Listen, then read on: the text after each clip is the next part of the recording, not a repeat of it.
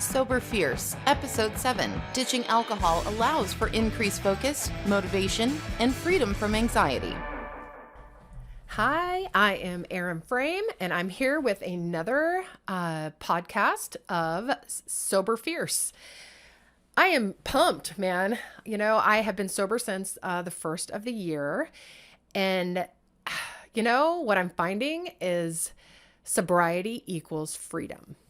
So that is my topic today. You know, it's truly remarkable, like how much I have not done over the last 15, 20 years because of drinking.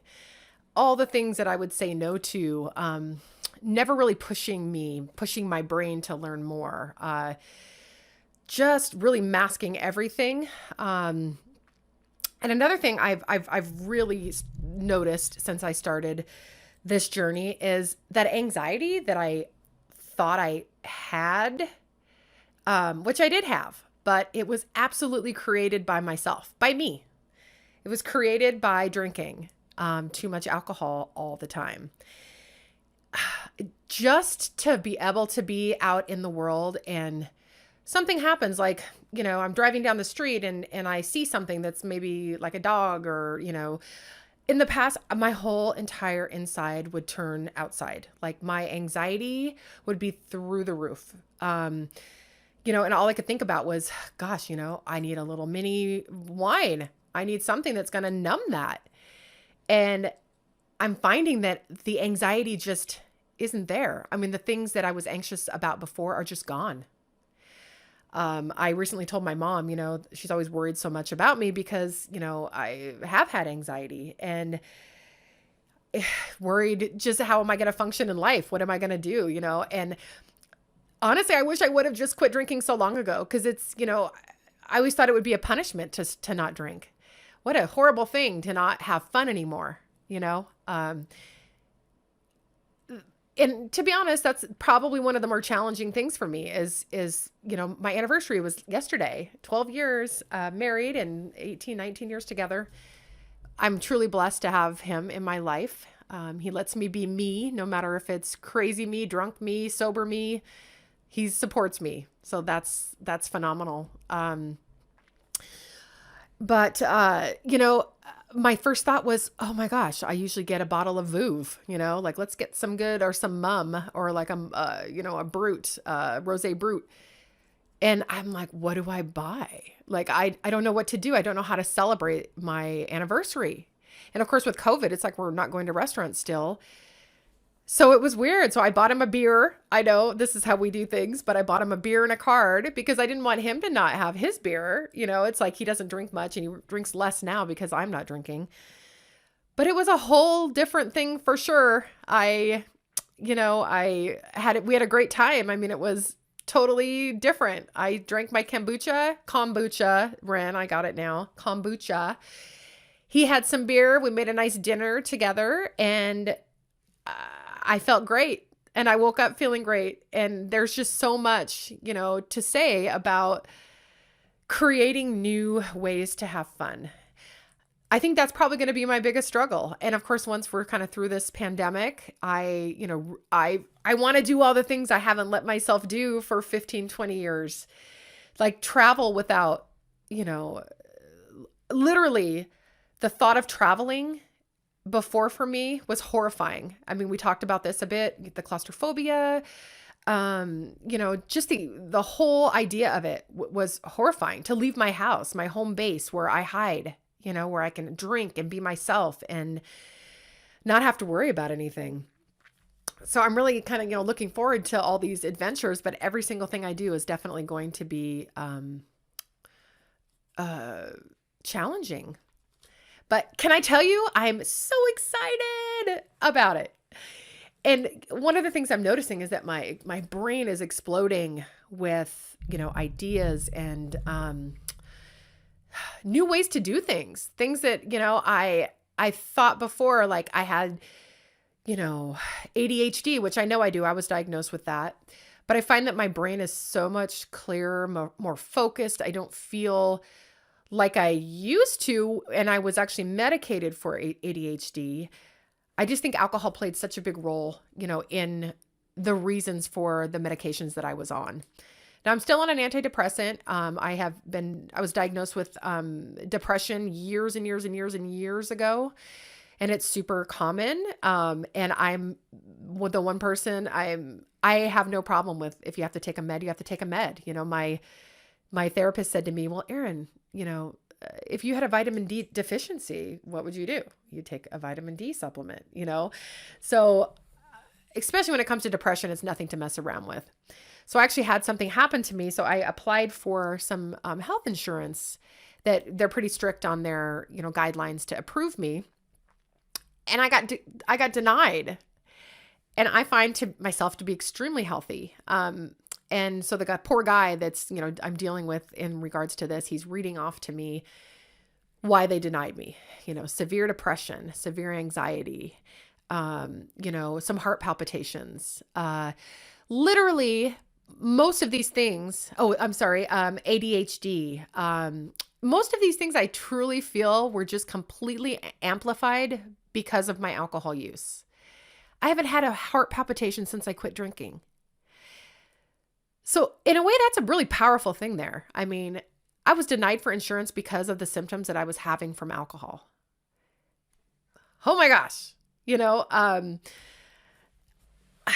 I'm just, and the guy told me, he goes, well, go back to your doctor and do another checkup and solve those things. You don't have the anxiety anymore. That's going to be a check mark gone, and then at some point, maybe we can reapply for that specific insurance. But it really does. It's very eye-opening. And I just actually had chills because I did that to myself by choosing alcohol. So think about those things. Think about those ailments and things that you're suffering from, because you might be surprised, that alcohol can actually play such a negative role in your body. But I kind of got off key there. I guess I just feel like I'm really in a great spot, truly finding myself, definitely struggling still. There's times where I get that kind of panicky feeling where I know that if I had a sip of alcohol, it would probably subside, but then I would start this whole process again. And with how good I feel overall, every day that I wake up, not hungover, every decision I make with a clear mind, being able to really be there even more for my clients. I mean, I feel like I was there a lot, but I things are just so much better, and so I guess that's, kind of like I said, the idea of the day is really sobriety equals freedom.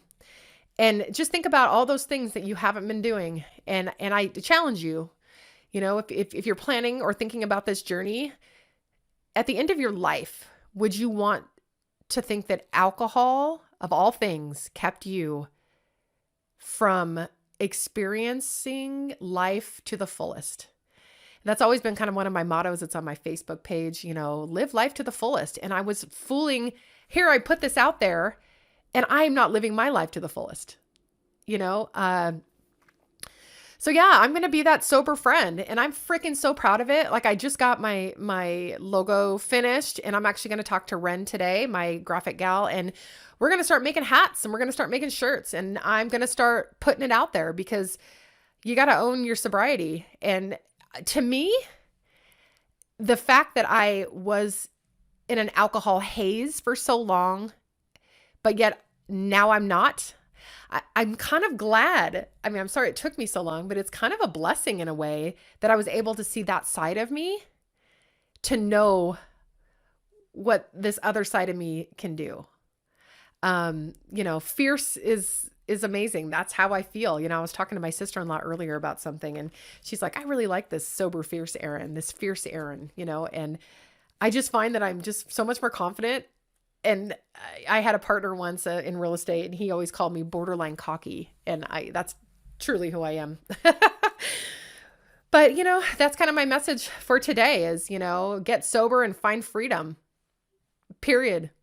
I mean, there's, everybody's got a different journey. I talked to someone the other day who has a spouse that, went through a treatment center. And I have several friends who have gone through treatment centers, and I didn't do that. I I was able to do it on my own. And I don't think it matters what it takes to get there. You just have to really, truly decide that, do you want to go through your whole life limiting yourself?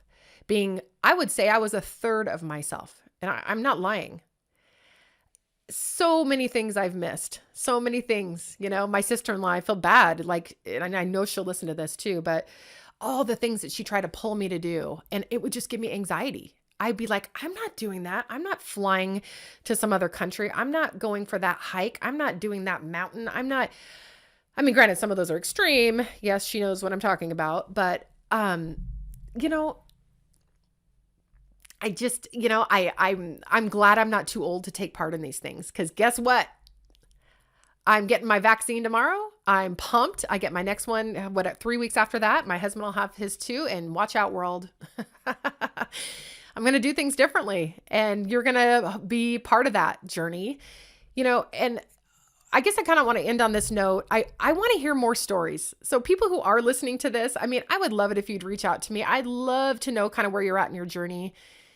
It's everything I learn from the people around me that are going through this, have gone through. I guess you're always going through sobriety because it's always a process, but I want to know, where you're at in that. Are you considering it? Are you never going to do it? Let's just say you're like, I absolutely love alcohol. Hold on. I'm never quitting, and because there are people that have been able to do it in moderation their whole lives, and it's not a big deal, and they're able to have that bubbly to celebrate their anniversary. I'm not. And even though I probably could possibly, because I don't know for sure, take a drink, it's not worth it to me. People are like, why wouldn't you want to at least moderate? I get this question all the time. Why would I want to moderate? Life is so much bigger than what that moment that alcohol can give you, that feeling in your stomach and in the legs, that feeling, that numbness, that, wow, I can finally relax. Dude, I'm telling you, what gets me there now is meditation, is a hot tub, is my kombucha with pistachios that I OD on. It's like, it's amazing. So yeah, so I hope you follow me on my journey. I did want to just put a quick shout out to my sister-in-law. And this is an inside thing, but I know she's my biggest fan and I love her. I think you're doing an amazing job, and you know what I'm talking about. I'm so proud that you're my sister-in-law. I love you. I am so excited to see what our future brings, all the journeys that we're going to go on, even though this time we'll be towing along possibly one, if not two children. And so we all know what we're talking. You don't know what we're talking about. And I will tell you guys all at one point. It's coming to a head soon, but I love you. So I guess that's it. I just love this. All right. So guys, have a great day. And until next time, find your Sober Fierce. Listen to more episodes by going to soberfierce.com.